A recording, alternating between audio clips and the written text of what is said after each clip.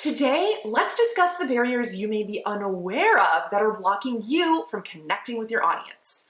After you go through the process of identifying your target audience or donors, it's important to make things as easy as possible for them to do what you are asking them to do: donate. Here, I'm identifying 5 barriers to watch out for when engaging with your donor audience.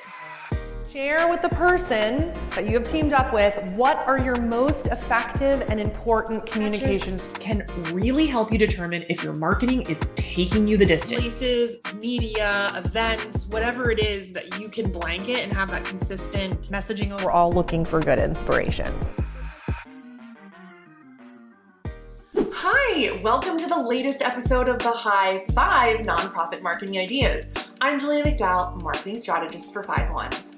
This is my video series of marketing strategies and tactics for nonprofits and associations. 1. Tone of voice. It's important to identify your audience so that you can speak to them how they want to be spoken to. An older audience may want a more formal tone in their communications, whereas a younger audience may want something short and to the point with cultural references.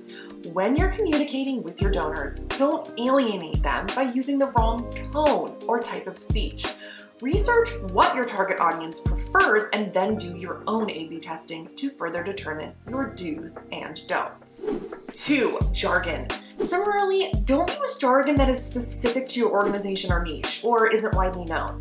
Readers will lose interest quickly, skim over, or worse, be made to feel bad about themselves. Just like how doctors and lawyers use plain, simple language when discussing highly complex topics, use plain English when talking about your organization and what you do. Acronyms, specific terms, and slang can and will be lost on your audience, and you'll lose out as a result. 3. Design. Since most communication happens online, the design of your email, newsletter, or graphic makes a big difference. If it's hard to read, uses conflicting colors, or has too much information on it, your audience is less likely to engage and absorb the message you are trying to send. Number 4, specificity. Tell people exactly what you want and how they can help you get there. If you're overly colloquial or vague, your marketing message will become much less effective. Instead, be specific and to the point. Where is their money going? How are they helping? Don't say that you're helping a child in Africa. Say that you're helping to feed and clothe a certain amount of children in Africa and for a certain amount of days.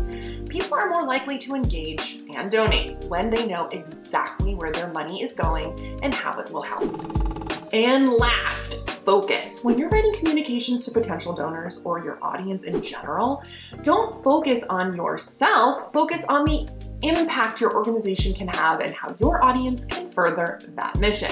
Instead of talking about how something works, give specific examples of what donor money has accomplished and how.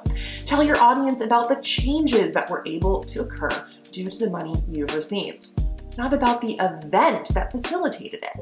Are you guilty of putting any of these barriers in place? You're not alone, I'm with you. But next time you're planning and crafting marketing communications, keep these 5 things in mind.